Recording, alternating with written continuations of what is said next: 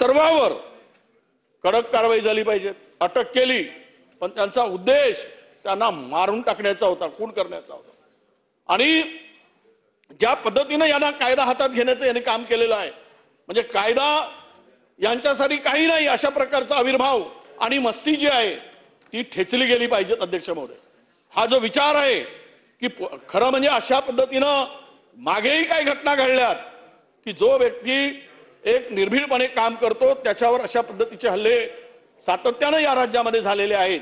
म्हणून आपल्याला विनंती आहे की हा जीवघेणा हल्ला करणारे जे काही आहेत त्यांच्यावर या ठिकाणी स्थानिक पोलिसांचं का दुर्लक्ष झालं आणि प्रवीण गायकवाड हल्ला होत असताना जी काय आता माध्यमामध्ये आणि जनसामान्यामध्ये एक चीड आणि एक प्रश्न निर्माण झालाय, राग निर्माण झालाय आणि अनेक संघटना आता एकत्र येऊन या ठिकाणी या संदर्भात न्याय मागण्याची त्यांची संपूर्ण ते रस्त्यावर येत आहेत न्याय मागण्यासाठी।